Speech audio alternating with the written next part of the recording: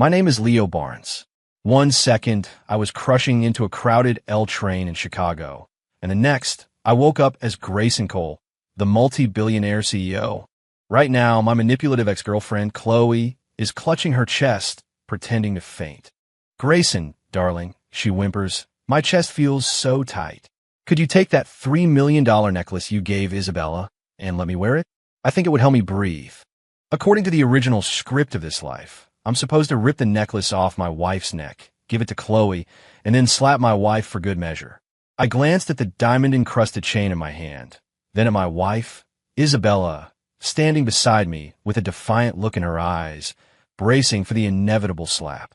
I took a deep breath and, in a swift motion, slapped Chloe right across the face. Chest tightness, you say? That's a classic sign of a heart attack. Security. I yelled. Get this woman out of here. Perform CPR. If she doesn't wake up, send her straight to the morgue. Best to do it while she's still warm. The entire ballroom went silent. Isabella's eyes widened. Grayson, have you lost your mind? I let out a cold laugh and fastened the necklace around my own neck. I haven't lost my mind. I'm just done being the world's biggest sucker. Have you signed the divorce papers? If not, hurry it up. Don't make me late for my appointment at the club. I've got male models to interview. I mean female models. The slap echoed through the grand ballroom, crisp and loud. Chloe Reed's delicate face swelled up at a visible rate. She crumpled like a stringless kite, landing on the plush carpet 10 feet away. She was stunned. Every guest in the room was stunned. Isabella Vance, whose cheek had been prepared to receive the blow, was frozen in place, her expression a mask of pure shock. I felt the heavy weight of a diamond necklace on my skin and felt a surge of pure joy. $3 million. That could buy a lifetime supply of frozen pizzas and ramen noodles. Enough to let a corporate drone like me retire and live comfortably for the rest of my life. Get to this drama queen? Does she deserve it? Not in a million years. Grayson, you hit me, Chloe sobbed, cradling her face as tears streamed down her cheeks. She stared at me in disbelief. I pretended to clean out my ear, my face a mask of annoyance. What's wrong with hitting you? I was trying to save your life. I pointed a finger at her, my voice ringing with self-righteousness. You said your chest was tight, your face was pale. Those are textbook symptoms of an acute myocardial infarction. The golden window for resuscitation is only 4 minutes. That slap was to clear your blood vessels and stimulate your vital signs. You should be thanking me. My twisted logic left Chloe utterly speechless. Her mouth hung open, unable to form a single word. Isabella finally found her voice. She stormed up to me, her beautiful face contorted with rage. Grayson Cole, you've gone too far. Chloe has a delicate constitution. How could you lay a hand on her? I roll my eyes. If her constitution is so delicate, what's she doing coveting a $3 million necklace? Sound to me like she's just crazy for the cash. I gestured to 2 burly security guards by the door, raising my voice an octave. What are you 2 standing there for? Who signed your paychecks, me or her? This woman is a con artist. She tried to scam me out of $3 million. Call the police and have her arrested. The guards exchanged a look, instinctively glancing at Isabella. After all, until tonight, the former Mrs. Cole was the one who usually gave the orders. What are you looking at her for? I roared. She's a nobody now. If you don't move it, you can kiss this month's bonus goodbye. The word bonus was like a shot of adrenaline. The guards immediately rushed toward Chloe. No, Grayson, darling. I didn't. Chloe's screams were ear-splitting. So noisy, I scowled. Gag her.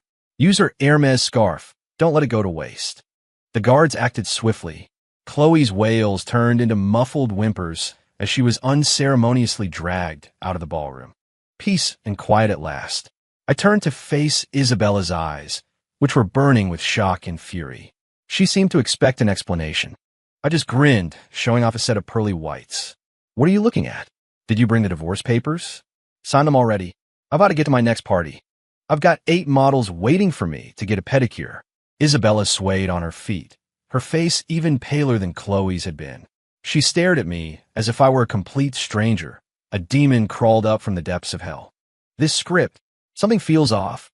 Grayson, do you really think this little stunt will get my attention? The next day, in the penthouse office of Coal Industries Tower, Isabella Vance stood before me, arms crossed, a smug, "I see right through you" sneer on her face. I was busy studying a world map made of solid gold on my desk, and didn't even look up. "That's some main character syndrome you've got there. It's a real turnoff."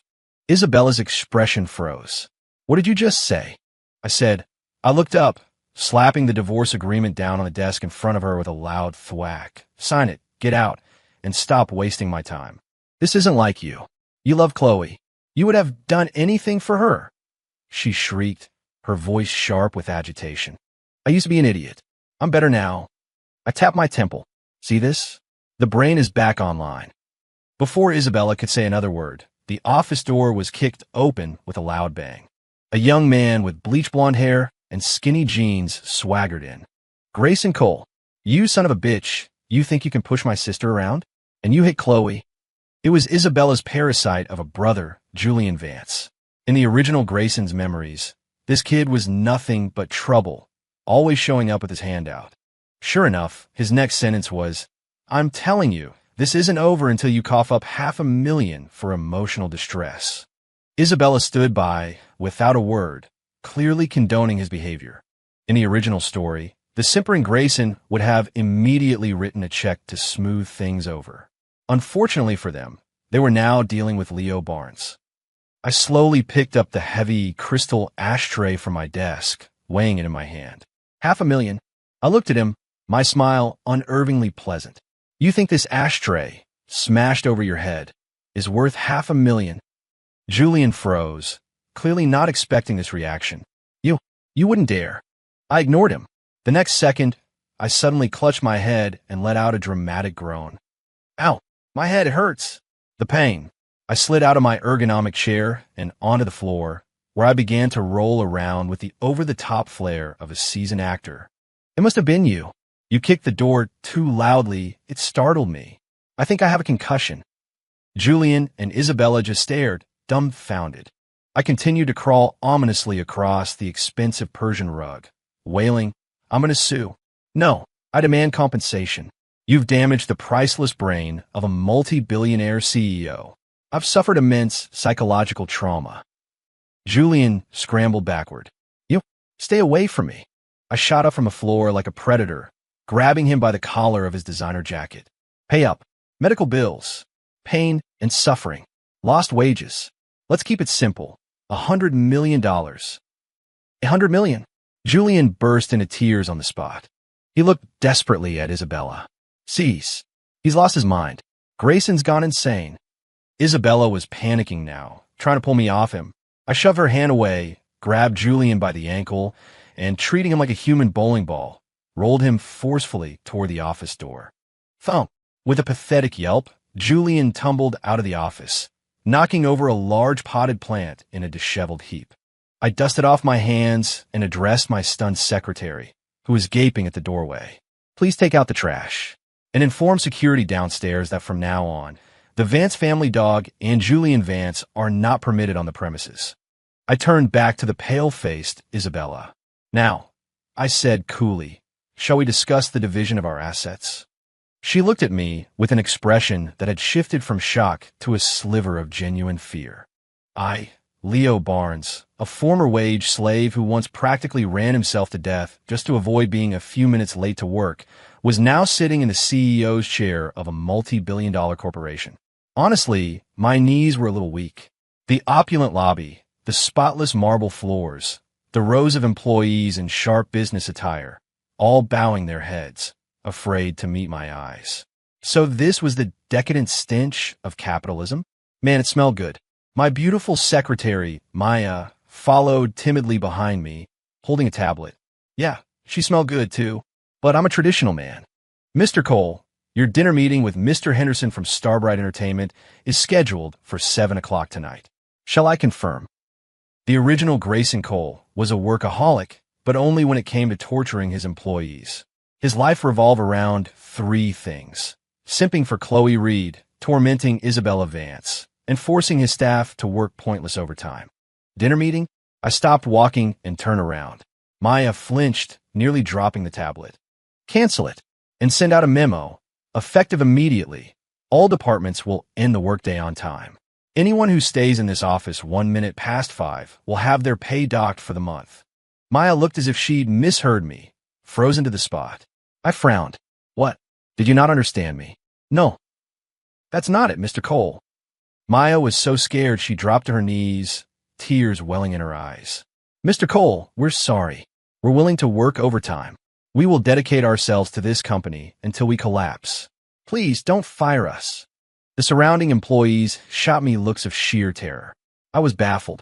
What kind of twisted, slave-driving enterprise was this? Telling them to go home was like handing them a death sentence? I'm telling you all to get the hell home. Do you not understand English? I bellowed. Now, get out. All of you. Immediately.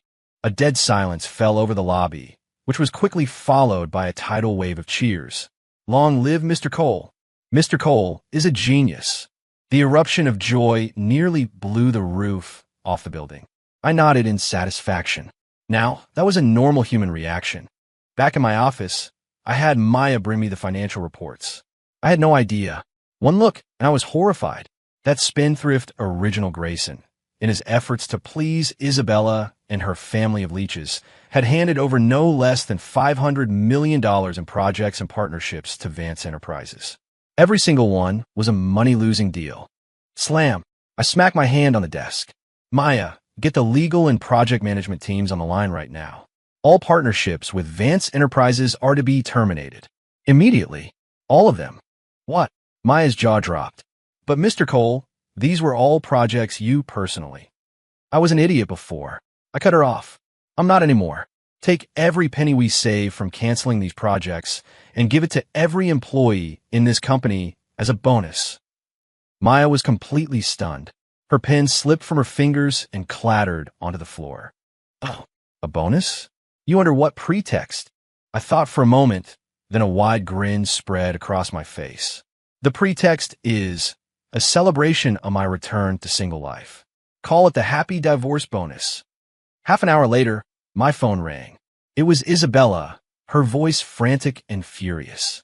Grayson Cole, what is the meaning of this? Why did you suddenly terminate all of our family's projects? I was in the company cafeteria at the time, holding a stainless steel tray piled high with barbecue ribs, fried chicken, and a can of Coke. Damn, the cafeteria of a multi-billion-dollar company was on another level. So much better than the slop I used to eat. I answered the phone while gnawing on a chicken leg, my words muffled. No meaning, just tired of being a sucker. You're trying to force my hand. Yep, forcing you to sign the divorce papers. Grayson, you bastard. She screamed and hung up. I figured she'd come storming over. Sure enough, about 15 minutes later, Isabella Vance, dressed in a Chanel suit and clicking across the floor in stilettos, burst furiously into the employee cafeteria. The several hundred employees eating their lunch instantly fell silent, all eyes on her. I slowly finished the last of my ribs and wiped my mouth with a napkin. Then, I stood up, pointed at the thunderous expression on Isabella's face, and announced loudly to the entire cafeteria. Attention, everyone. I'd like to make an introduction. Do you see this woman? She is the one who almost prevented all of us from receiving our happy divorce bonus. The moment I finished speaking, the cafeteria erupted in thunderous applause and cheers. Isabella's face instantly went from deathly pale to a deep shade of purple. For that evening, I decided to properly experience the nightlife of the rich. I booked the largest VIP booth at Obsidian, the most expensive lounge in the city. The waiter approached me deferentially. Mr. Cole, how many bottles of Ace of Spades can I get for you? I waved a dismissive hand. Tacky, bring me 20 fruit platters, 100 buffalo wings, 100 sliders, and a case of ice-cold Coke. The waiter's face looked like he'd been constipated for 10 days.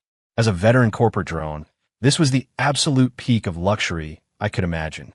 Just as I was savoring this simple pleasure, a hot wing in one hand and a Coke in the other, a few unwelcome guests appeared. Isabella, Julian, and Chloe, who still had a bandage on her face. They just wouldn't quit. Bro-in-law, so this is where you've been, living it up. Julian pointed at me, his voice dripping with the righteous indignation of someone catching a cheating spouse. You beat up Chloe, and you still have the nerve to be out drinking? Guests in the nearby booths started casting curious glances our way. Hey, isn't that Grayson Cole? I heard he's trying to kick his wife to the curb for some side piece. What a heartless scumbag. I listened to the murmurs, but instead of getting angry, I smiled. I picked up the table's microphone and shouted to the DJ booth. DJ, change the track. Put on Enter Sandman by Metallica. And crank it. The next second, the deafening opening riff blasted through the lounge, stunning everyone with the sudden onslaught of heavy metal. Chloe, clutching her bandaged face, picked up a glass of red wine and staggered toward me, crying, "Grayson, darling, how could you do this to me?" It was obvious she was about to douse me with the wine. I sidestepped with nimble grace. Splash! The glass of red wine sailed past me and hit the person standing right behind her, Julian. The red liquid dripped down his bleached blonde hair, a truly pathetic sight. I grabbed the mic again, providing a play-by-play, and there it is, a brilliant collateral damage maneuver. The Vance siblings are turning on each other. The drama, the excitement. The whole lounge burst out laughing. Isabella was trembling with rage, her eyes red. "Grayson, do you have to humiliate me like this to be satisfied?" "Humiliate you? I was just getting started." I pulled out a thick stack of cash I'd gotten from accounting, about $10,000. I held it high in the air and shouted to the entire room. "Attention, everyone, look over here. I've got $10,000 in cash. Whoever can, escort these three mentally exhausting individuals who are interrupting my dinner out of my sight gets to keep it." The words had barely left my mouth when the lounge erupted. "I'll do it. Pick me, Mr. Cole. I'm strong. Damn it, don't get in my way." The bouncers closest to me, along with a few burly guys from the neighboring booths, saw the cash and their eyes turned red. Like a pack of hungry wolves, they charged toward Isabella, Julian, and Chloe. The scene descended into chaos. Julian's screams, Chloe's shrieks, and Isabella's cries of alarm blended with the thunderous sounds of Metallica, creating a strangely festive atmosphere. I crossed my legs, leaned back, and casually picked up another slider. Yep, the joy of being rich was just that simple and crude. It was my grandfather's 80th birthday, and as the sole heir to the Cole fortune, my attendance was mandatory. I knew Isabella would be there. This was a major turning point in the original story. The original Grayson would be so captivated by Isabella's beauty and poise at the party that he would revert to being her devoted simp, and she would use the opportunity to solidify her status. That evening, I arrived at the magnificent Cole family estate in Lake Forest, dressed in a bespoke suit, my hair perfectly styled. I had to admit, Grayson Cole was a handsome devil. Sharp eyebrows, deep-set eyes, a strong nose. He was basically a walking pheromone. My entrance captured everyone's attention. Isabella, as expected, was dressed to the nines in a stunning white evening gown and flawless makeup, looking like a proud swan. Her eyes lit up with a flicker of admiration when she saw me, and she strode toward me with an air of confidence. She assumed that in such a public setting, for the sake of the Cole family's reputation, I would have to compromise and beg her to be my date. She stopped in front of me and elegantly extended her hand. "Grayson, for your grandfather's sake, I'll condescend to be your date for tonight." Her tone was so arrogant, as if she were bestowing upon me a great honor. I completely ignored her. I turned to the butler behind me and snapped my fingers. The butler immediately returned, leading a well-dressed companion. It was a Siberian husky, a husky wearing a tiny tuxedo and a bow tie, its eyes radiating a cool indifference mixed with a hint of mockery. I smiled, took the leash, and introduced my date to the assembled guests. "Ladies and gentlemen, it is my great honor to introduce my new partner, Buddy." The room erupted in a wave of murmurs. Everyone stared at me as if I'd lost my mind. Isabella's face, in a fascinating display, turned from white to red, then to a deep shade of purple. I didn't look at her. Instead, I crouched down and lovingly stroked the husky's head. "Buddy, my boy, you're the only one who would never betray me, never plot against me, and certainly never demand a $3 million necklace." The jab was obvious. Isabella swayed, nearly losing her balance. Her brother Julian couldn't take it anymore. He jumped forward, pointing and yelling. "Grayson, you psycho. You brought a dog to Grandpa's birthday party? You've completely disgraced our family."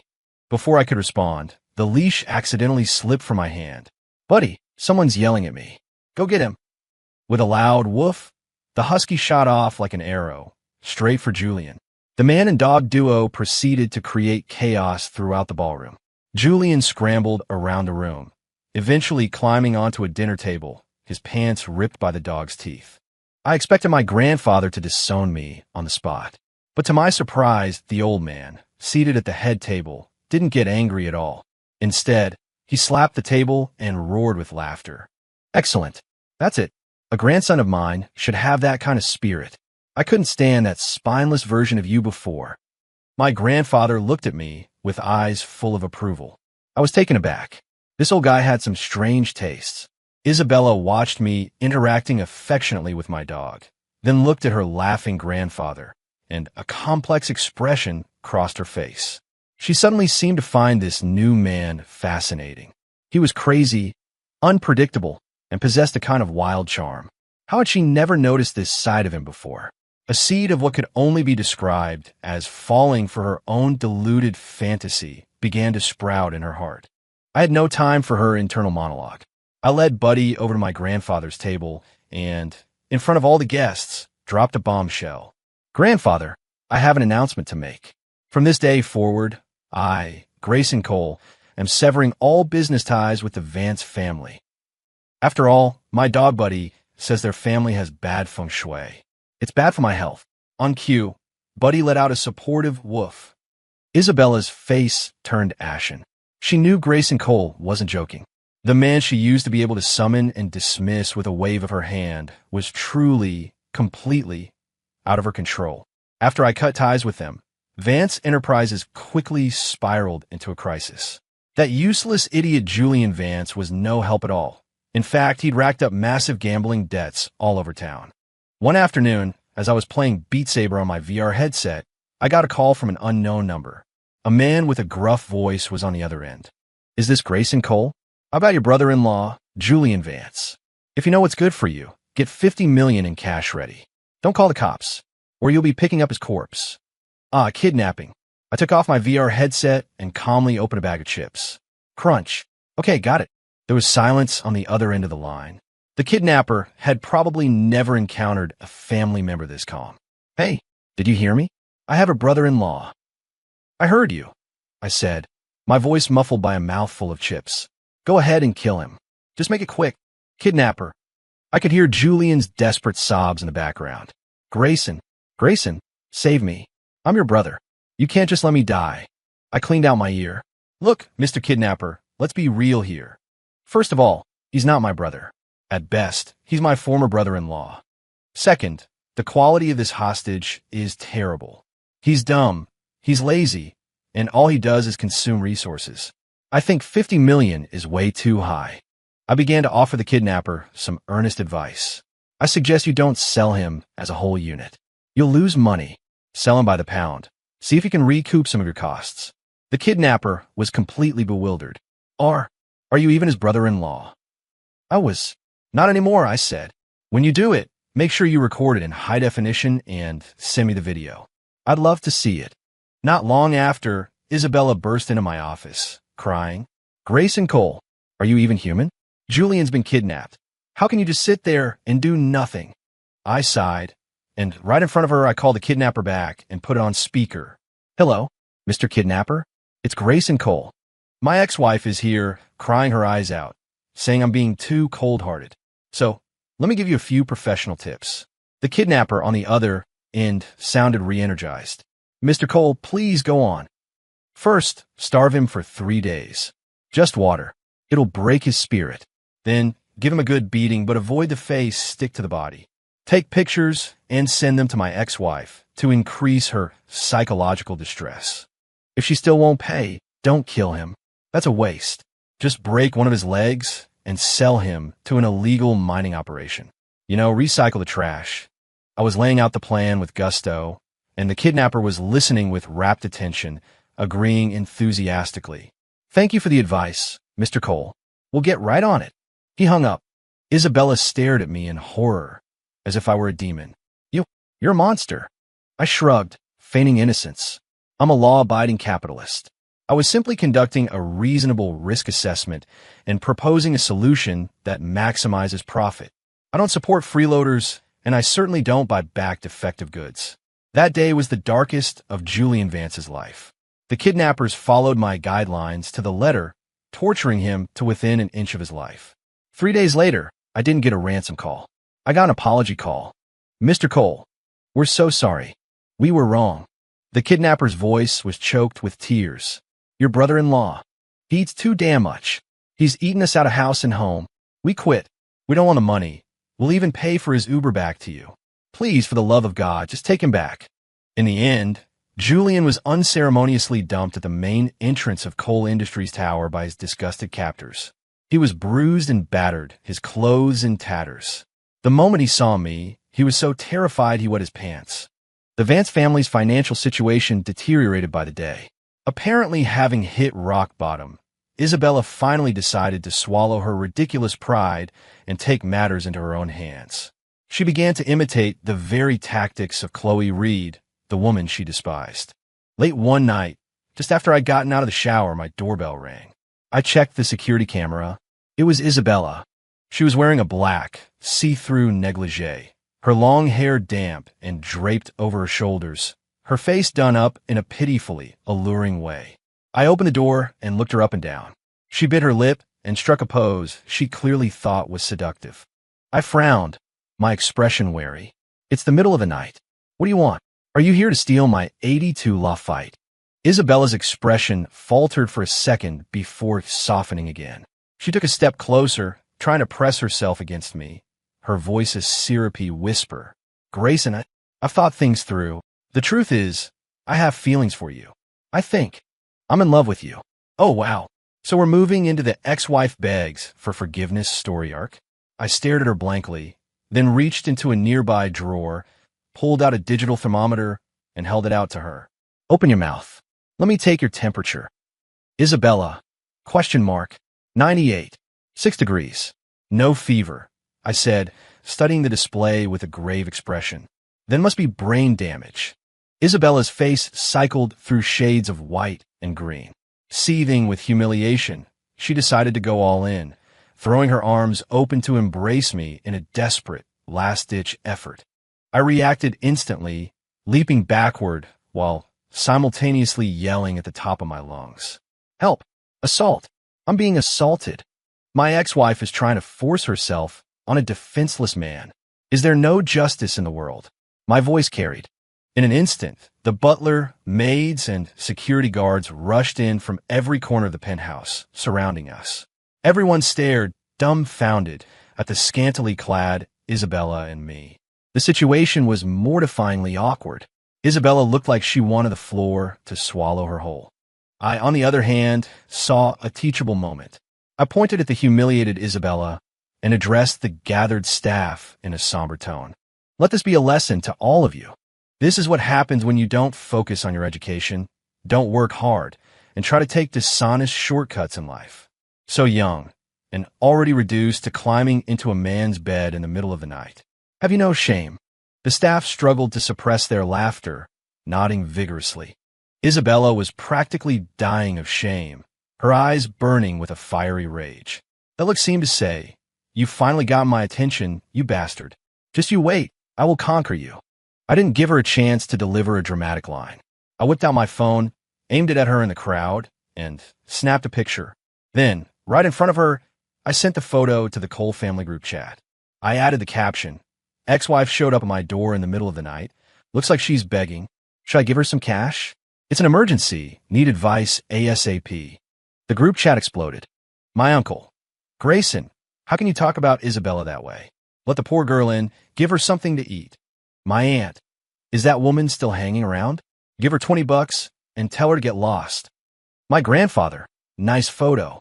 Next time, try for a more dramatic angle." Isabella saw the chat history on my screen, and it was the final straw. With a piercing shriek, she covered her face and fled in tears. The annual charity auction gala was the ultimate stage for the city's elite. I had no intention of going, but when I heard both Chloe and Isabella would be there, I knew I couldn't miss it.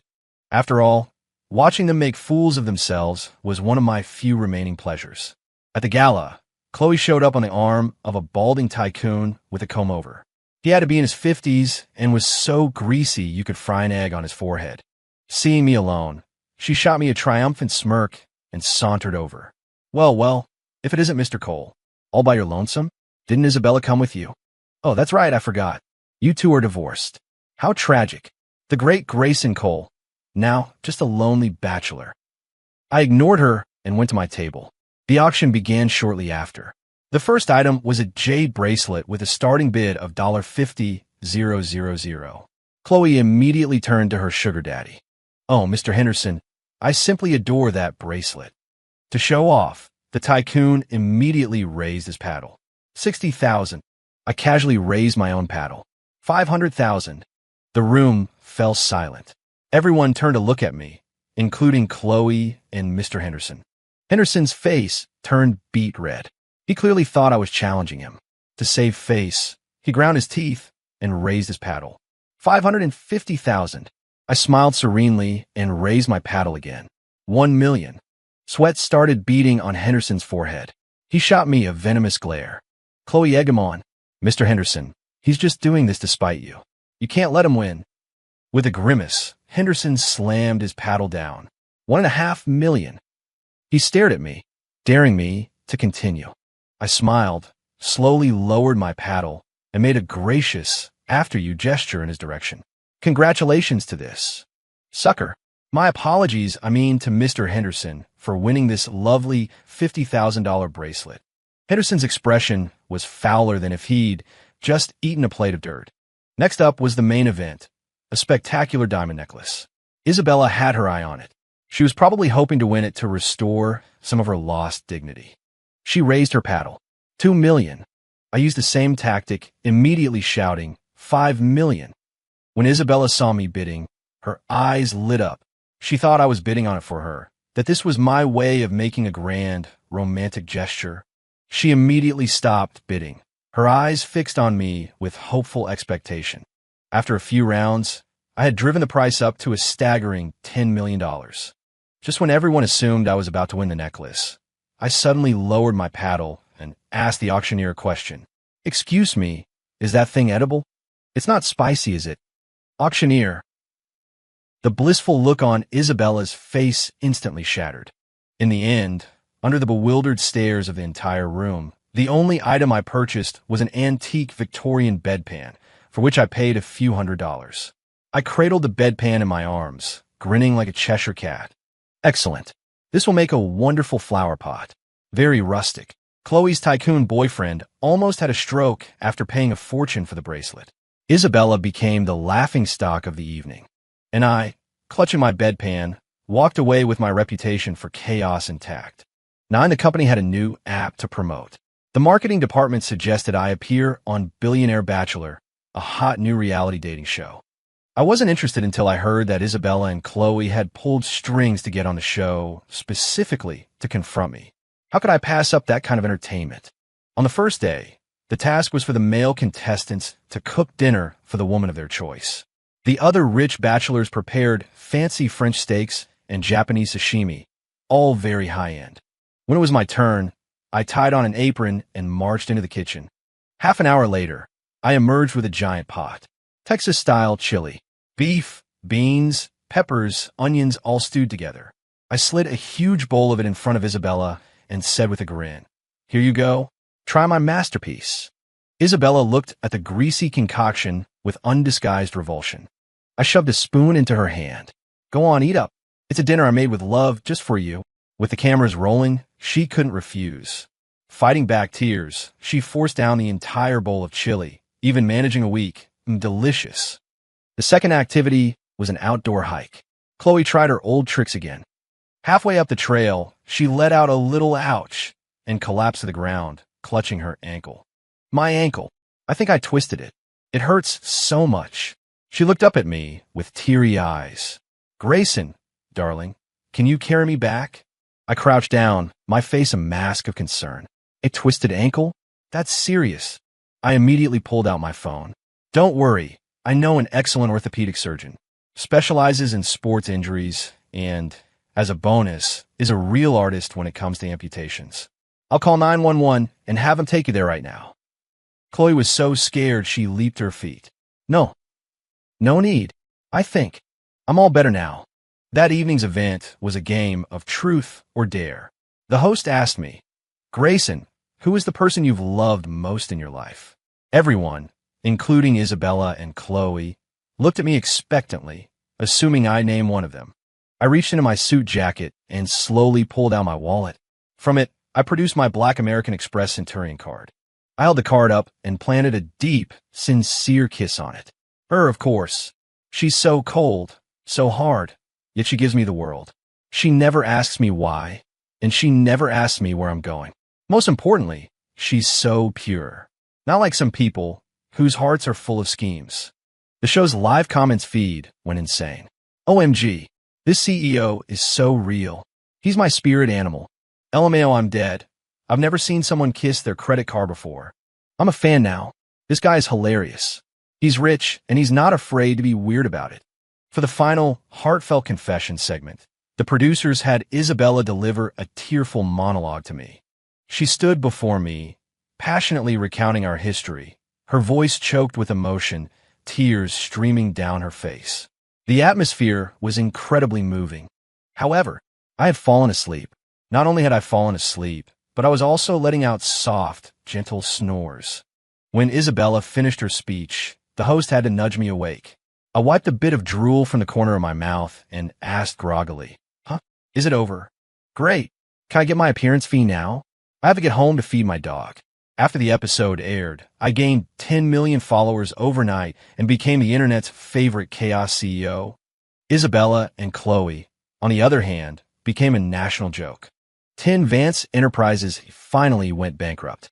The credit lines dried up, the debts piled up, and the court put a lock on the doors. Isabella and Julian were evicted from their mansion, falling from the heights of luxury to the gutter overnight. Desperate, they resorted to their last option, trial by social media. Soon, a series of tear-jerking posts began to appear online. Billionaire CEO abandons wife of many years. The heartbreaking truth. From socialite to the streets, what did I do to deserve this? In these posts, Isabella was painted as a tragic heroine who gave everything for love, only to be cast aside by a cruel, heartless monster. And I, of course, was that monster, the worst man in America. The internet was flooded with outrage, all fanned by an army of paid bots and trolls. Hashtag cancel Grayson Cole. Hashtag boycott coal industries. My PR department was having a collective meltdown, but I just sat back, casually scrolling through the hate comments while enjoying a bag of popcorn. The time was right. I had Maya schedule a press conference. The conference room was packed with reporters, the flashes of their cameras like a lightning storm. Isabella and Julian were there, too, dressed in ragged clothes with smudged makeup to look haggard. They sat in the front row, ready to play the victim. I walked onto the stage and wasted no time. The giant screen behind me lit up, displaying the first slide of a PowerPoint presentation. Slide 1. An analysis of fraudulent asset transfers within Vances Enterprises. Slide 2. Julian Vance. A collection of unpaid casino markers and compromising videos. Slide 3. A photo album of Ms. Chloe Reed's intimate encounters with various gentlemen. And so on. I picked up the microphone and began my lecture like a seasoned professor. Ladies and gentlemen of the press, if you'll direct your attention to the screen, you'll see the bank statements of my ex-wife's family. I pointed to a long string of numbers. Last month alone, her mother spent $200,000 on luxury lingerie. I have to ask, was it made of diamonds? Does it give you the ability to fly? The room filled with laughter. The color drained from Isabella and Julian's faces.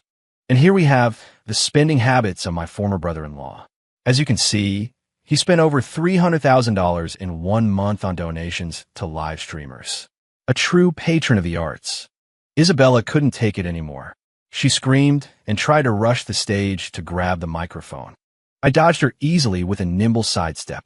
Whoop, can't catch me. Frustrating, isn't it? The laughter in the room grew louder. Finally, I cleared my throat and delivered the finishing blow. It was an audio recording. On the recording, Isabella's voice was crystal clear, chatting with a friend. Isabella, do you really not love Grayson? He's done so much for you. Love? Are you kidding? He's just a dog I keep on a leash. If I tell him to go east, he wouldn't dare go west. As soon as the Vance family is stable, the first thing I'm doing is kicking him to the curb. When the recording finished, the room was dead silent. Every single camera turned to face Isabella. In that single moment, public opinion reversed completely. She was ruined. 11 Isabella completely snapped. She seemed to mistake her life for a romance novel and began acting out the classic scene where the hero begs for the heroine's forgiveness. She knelt on the pavement in front of the coal industry's skyscraper. It was pouring rain. She was soaked to the bone, her hair plastered to her face, crying and screaming at the top of her lungs. Grayson Cole, I was wrong. Come out and see me. I really do love you. Please, just give me one more chance. I stood at the floor-to-ceiling window of my penthouse office, sipping a hot chocolate and enjoying the free show. Tisk TSK. What a lovely downpour. I remarked to Maya. Really brings out the water on her brain. Maya stifled a laugh. I picked up the intercom and buzzed the security desk. Hey, is there a woman downstairs putting on some performance art? Go set up a tent by the entrance. Put out a few boxes of popcorn, peanuts, and bottled water. And some hot cocoa. Sell it to the public. $5 a cup for the cocoa, buy one get one half off. Tell everyone Mr. Cole is inviting them to watch the monkey show. The head of security was silent for a long moment before stammering, Yes, Mr. Cole. Before long, a crowd had gathered in front of the building. People were sipping cocoa, eating popcorn, and pointing at the kneeling figure of Isabella in the rain. Isabella probably thought that the bigger the crowd, the more likely I'd cave to save face. How naive. I had the tech department fly a drone equipped with a loudspeaker to hover directly above her head. My voice, loud and clear, boomed from the speaker. Attention, the kneeling lady downstairs. Please be advised. Do not damage my pavement. It's imported Italian marble, $18,000 a tile. If you scratch it, you'll have to pay for it. The crowd roared with laughter. Isabella's body swayed. Just then, Julian came running up, sobbing, and dropped to his knees beside her. Grayson, I was wrong. We know we were wrong. Please take us back. You can support me. I'm a very good eater. My voice echoed from the drone again. Oh, a good eater? Excellent. We're looking for a new doorman. I think you'd be a great fit, but you'll have to compete with Buddy for the position. He's already on the payroll. Buddy was my husky. Hearing this, Isabella finally gave out. Her eyes rolled back in her head, and she fainted, collapsing onto the wet ground. This time, she really fainted. The crowd gasped. I immediately issued a new command through the loudspeaker. Quick, call an ambulance, and call the police. This is a classic insurance scam. Everyone, record this on your phones as evidence. Don't let her get away. In the rain, Isabella's body, whether from the cold or from pure rage, began to twitch violently. The end of the story was predictable. After suffering a series of breakdowns, Isabella's mental health deteriorated. Distant relatives sent her to a wellness retreat in a remote, mountainous area to recuperate. I heard the scenery was lovely, lots of fresh air, no internet. Julian Vance actually did try to compete with my dog, Buddy, for the doorman position. Unfortunately, he was eliminated in the first round of interviews after Buddy bit him 3 times. In a final act of mercy, I got him a job at one of my electronics factories, assembling components. As for Chloe Reed, she was found guilty of extortion. The sum was significant, so she received a lovely pair of silver bracelets and will be spending the next few years working a sewing machine.